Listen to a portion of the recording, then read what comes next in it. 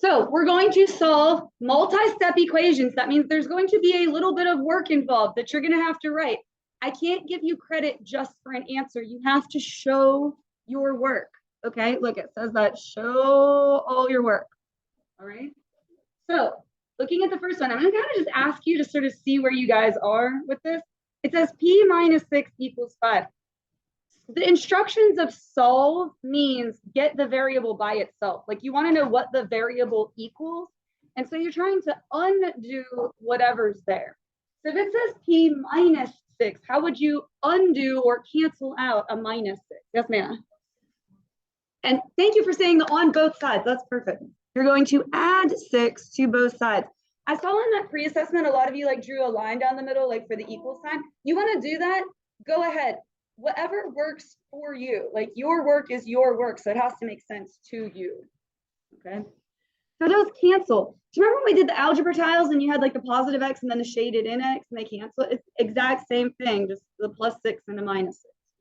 So we get p equals, and then you just have to do what's on the other side. So negative 6 plus 5 be 1. Again, on a quiz or test situation, you would always be allowed a calculator. For the sake of like us just working through here and your desk not being super cluttered with everything, we'll just kind of talk it out. But it does say check your solution. I would want you to check every single one on the calculator, and you would do that by taking 1 and plugging it back into the original problem and making sure that it makes a true statement. So here, let's check. If p is 1, 1 minus 6, does that equal negative 5? Yes, and you can type that in the calculator. Again, you always be allowed a calculator. So let's talk about the doing and undoing. For that, it was subtraction. We used addition. So those undo each other. Over here, do you see how the variable is multiplied by the negative 11? Go ahead and put the phone away.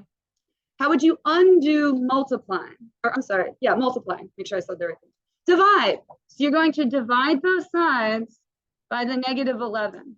You always want to focus on the variable, like wherever the x, or in the case of problem 1, whatever p was, you want the variable to be by its side. That one's a little tricky because the variable was on the right side. All right, but those negatives are going to cancel. I'll be really honest, I don't know.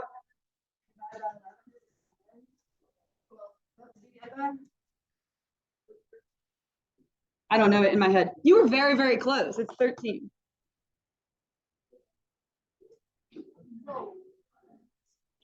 And again, why was it positive? Why is it a positive 13? They're both negative. Good. The negatives canceled out. Beautiful. All right. And if you took 13 and plugged it back in, negative 11 times 13 would give you negative 143. Where are we with this? Is this ringing any bells, or is this sort of seeming like something? Okay. Now we're going to get into ones that have some more steps to them. Okay. So you want to focus on the variable. That's what we want to get by itself. We're trying to like unbury it. Now, when there's more than one step, it gets tricky with what you're supposed to do first. Do you guys remember order of operations? Yeah, thank you. PEMDAS, please, do you want to write that? Let's write that on our paper. Please excuse my dear Aunt Sally. And the multiplication and division go together, and add and subtract go together. We're trying to do that in reverse. So it is the reverse order of all that. So you want to start with add, subtract, and go backwards the other way. Does that make sense? Like you're trying to undo. Thank you for heads nodding. I super appreciate that. So you would actually do add and subtract first, then multiply, divide. Like you're working your way backwards through that. So when you look at this one, you want to deal with that minus 6 first. So it's actually a lot like question 1. What would you do to both sides? Add 6. So we're going to plus 6 to both sides. That's like the work I'm looking for, is like the plus 6. Like show me what you added. Those cancel. We're going to have x divided by 4 equals 1. Good. So it is x divided by 4. How would you undo dividing? Multiply. So we're going to multiply both sides by 4. Well, this sounds like you guys have already like got this. That's awesome. We're just going to need to practice the heck out of it. And you get perfect. X equals 4. 1 times 4. And again, you'd be allowed a calculator. What you would want to do is take that 4, plug it back into the original problem, type it in your calculator, make sure you get negative 5. So you'll always know if you're right or not. All right, over here, I would give this a hug. I would put parentheses around that 5 plus x. because it's that whole quantity divided by 6. Because when you do your order of operations backwards, do you see how like we're going to do parentheses last? Like when we do this backwards, parentheses are going to come last. So stick some parentheses around that. We're not going to touch that yet. First, we need to get rid of the division by 6. So we are going to, perfect, beautiful. You guys are making my job very easy. Multiply both sides by 6. I like solving equations. It's just like do this to both sides. So on the left side, 6 times -1 would be -6. And then over here, they canceled. That was the whole idea. We have 5 plus x. I don't need the parentheses anymore because I got rid of the fraction. You could, I guess, keep them if you want, but they aren't like necessary anymore. All right, and then what would our last step be? Trying to get x alone. Yep. Subtract 5. Now be careful, the negatives don't cancel here. That's only for multiplying or dividing. It's a -6, and then you want to subtract 5. So again, think of money, like you owe $6 and then you owe 5 more. -11, good. Again, think of money. You owe $6, then you owe 5 more dollars. Now you're in the hole $11. All right, now when we get down to ones like this, do you see all these parentheses in here? And how they're starting to, I'm giving you harder problems now. They're starting to look more complicated. Let's write a note off to the side here. You want to distribute, yes, first, and then combine like terms, which were things that we did in Unit 1. Do you see how that works? Like you learned how to distribute and combine like terms in Unit 1, and then we're using that information in Unit 2. Like math builds on itself. Math, I think, is most comparable to your language classes. Do you know how, like, if you didn't do well in Spanish 1, Spanish 2 is going to be really hard, like, because it keeps growing? Exactly like that. Did I like hit a little close to home? My apologies. You're doing great in here, so. Yeah, right. Me too. Me too. All right, so we're going to distribute and combine like terms first. So looking at number 5. If we distribute that 2, just multiply the 2 into the parentheses, what will we get? Beautiful. 2x minus 6 equals 4. And then good, we're going to plus 6 to both sides. Just hold on because I want to keep everybody together. I don't want to go like too quick for anybody. So you would get 2x equals 4 plus 6 gives you 10. And then why are we dividing by 2? Because it's multiplying. Good. X equals 5. Perfect.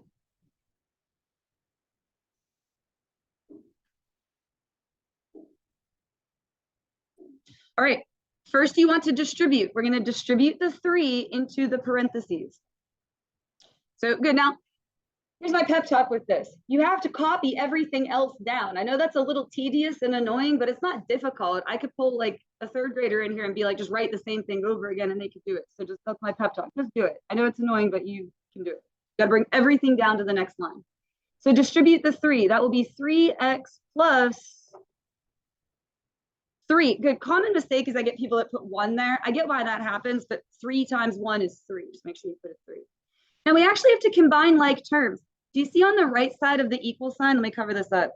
What can I put together? The 2 and the 3, which will be 5, right?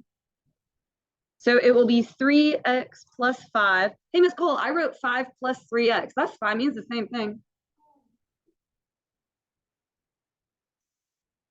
Yes. And that would be the situation like where we have a -6 and a -5 that made -11. You still want to put them together. All right, what next? Subtract 5. And then you're probably like, hey, wait a second, because what's that going to give you? Yet 0 equals 3x. And then here's where everybody's like, oh, hold on, I'm confused. I don't know what to do. Keep doing exactly what you've been doing before. Pretend it's not a 0 and just keep going. What would you do next? Like, what would be the next step? Divide by 3. 0 divided by any number is just 0. Like your answer just ends up being 0. And if, again, you would be allowed a calculator. If you're not sure, type 0 divided by 3 in your calculator. You will get 0, I promise. All right, number 7. We're gonna have to distribute twice in this one, but I believe in you. Okay. Distribute the 3 through those first parentheses. What will that give us? Beautiful. 3b plus 9. And then this is extra tricky. You're not distributing a 4, but a good. Negatives are the most commonly missed thing ever. Yes, that will be a positive 8.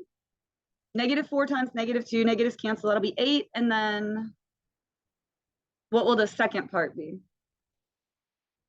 -4b, good, equals 19. All right, then like terms. So what's gonna go together on this side? Good, 3b minus 4b, -1b. You don't have to put the 1, but you can, I wrote it. And then 9 plus 8, 17.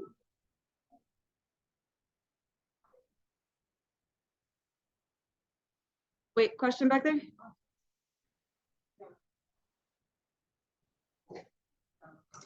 Okay, and then we're gonna subtract 17.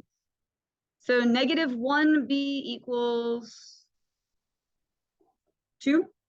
19 minus 17. Here, let me make my equal signs line up there for you. I kind of didn't make it line up. All right, almost done, but what's the last step there? Divide by -1. Perfect. So b equals -2. All right, stick with me through this one more and then we'll do a little break, okay? 10 equals, all right, now on this side, we're gonna have to distribute. This is really tricky. You're distributing a negative and it's really a -1 into those parentheses. What that means is everything's just going to negate. It's just going to be opposite. So it'll be 5 minus 2w, and then what? Plus 3, good, and then plus 2w.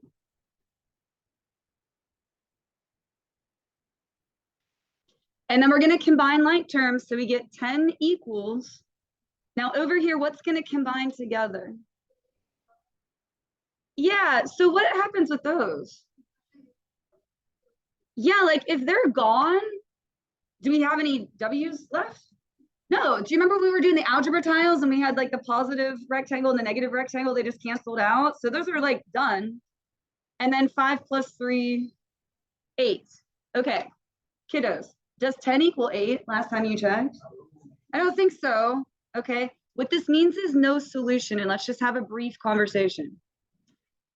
If you get something that makes no sense, it is no solution. What that means is, give me a number. That will not work. That will not work. Give me another one. That will not make this true. False. That will not work. That won't work either. What it means is, because I guess some people like get upset with no solution, they have like abandonment issues. They feel like the problem abandoned them. It's actually a really cool answer. What it means is there is no number on God's green earth that will make this statement true. It is false all the time. That's what that means, okay? So if you get something that makes no sense, it's no solution. Now, real quick, make a note off to the side. Instead of 10 equals 8, let's say we had got 10 equals 10. Let's say you get something that's just true all the time. Like 10 equals 10, right? Instead of no solution, it's infinitely many solutions. Infinitely many. What that means is, give me a number. That works. That works. That works too. That works as well. It means every single number in existence makes it true. Isn't that cool? That's cool. You can deny it, but you know that I'm right. So if you get something that's always wrong, it's no solution. If you get something that's always true, the answer is everything. Does that make sense?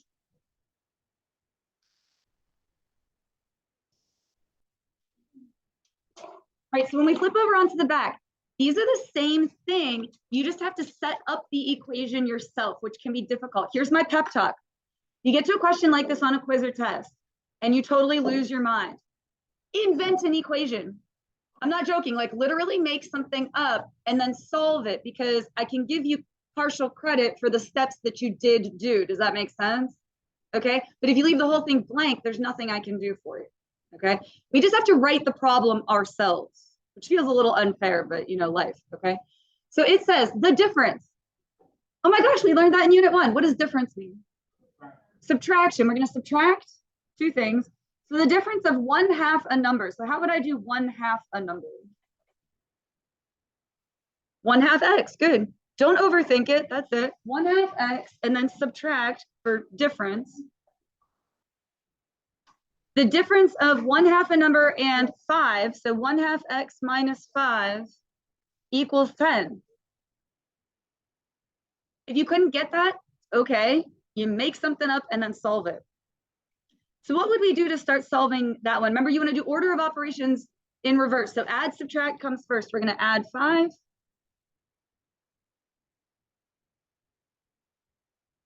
So 1/2 x equals 15. Let's talk about fractions. Fractions mean division. That's what that bar means. So that's division. To undo it, we want to multiply. So when you see a fraction, you want to multiply. Go ahead. 2/1, or even just 2. We're going to multiply both sides by 2. Yeah, but I love that you said 2/1, because if it was a weirder fraction, we would need to think about that. Go ahead.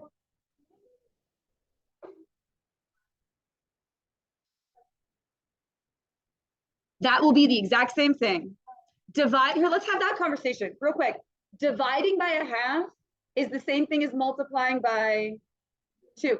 Dividing by 1/3 is the same as multiplying by 3. They both mean the same thing. I prefer multiplying because I think it looks a little bit less, it's less to write down. But you're not wrong. And however you get a right answer is totally fine with me, as long as it's not cheating. I don't care. However you get your answer is fine. All right, so those cancel. We'll get x equals 15 times 2 is 30. Now these last 3 are word problems. All that means is you have to put units with your answers, which is like how much of the thing you have, which is usually like dollars or inches or feet or hours or unicorns, whatever, like whatever you've got. Just make sure you put how much of it you have. All right, a lawyer charges $100 per month to be put on retainer for a client. All that means is give me some money and I'll be your lawyer. That's all that means. Do you remember the one on your test that was like the carnival? You pay so much to get into the carnival? It's exactly like that, okay? So he's going to charge you $100 up front. Plus, now read through, he's then going to also charge you what? $75 per hour. So 75x, and x is going to represent hours. Now, I need an equal sign in here because it has to be an equation. What do we want to make that equal? Yep, we want him to make $625. So when we solve this, and you can read it right there, it says, how many hours does he have to work to get $625? This answer might surprise you. All right, what would we do to start solving that? Again, order of operations in reverse. Yeah, add, subtract comes first. So subtract 100. 75x equals 525. Why are we going to divide by 75? Because it's multiplying and you want to undo that. So I don't know what that is off the top of my head. Let me just type it in the calculator. It is 7. Good job. 7 what? Thank you, whoever said that back there. 7 hours. Oh my gosh, guys. He has to work 7 hours to make $625. Who wants to be a lawyer? Right? No, it's their hourly rate is ridiculous. They can basically charge you whatever they want. Right, because what else are you gonna do? Right?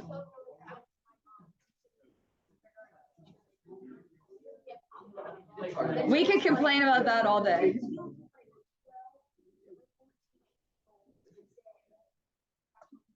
Okay, let me pull us all back together here. All right, next one. DeAndre is going bowling with some friends. It costs $5 to rent the shoes, so he's going to pay $5 no matter what. Plus, you pay for your games. So read through. I want to try to not read the whole thing to you because I want you to. You're going to have to be able to read them. Plus what? Like, what else is he going to have to pay? 3x, and x is going to represent games, however many games he's played. And you need an equal sign because it has to be an equation. That needs to equal 11. So he's going to spend $11.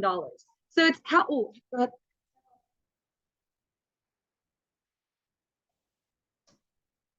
not always, it just depends on what the problem says, unfortunately. It could be like however it's written. All right, so we want to figure out how many games he's going to play to only spend $11. So what would you do to both sides here? Subtract by 5. We have 3x equals 6. Good. Divide by 3, and you get 2. And just make sure you put the units. It's 2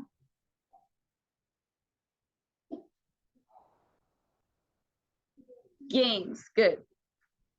So he only played 2 games, which I honestly feel like is enough bowling for me. I don't really want to do more than 2. My shoulder starts to hurt. 4.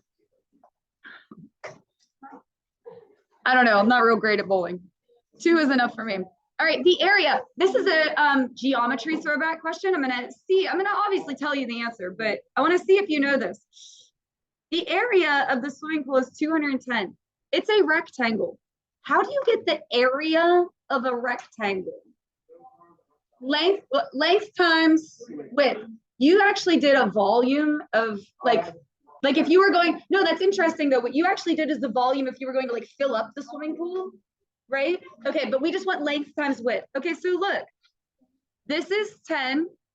So that's the one dimension times the other one. Now we're going to need parentheses around that. How would I write this dimension? Think about it. This whole distance. 1D plus 9. Perfect. That would be this whole distance. Hey guys, stick with me. It's the last question. You can do it. So it's length times width. It's just this length is D plus 9. And we want that area to be 210. Perfect. What do we need to do with this 10? Distribute. Remember over here, we said you have to distribute and combine like terms if you need to. So distributing the 10. I know our attention's fading. That's why we're almost done with the notes. They're not that long. You can do it. That'll give us 10D plus, good. Can you, wait, what did we just have a conversation about? We need to slow down. Very good. Okay. So what next?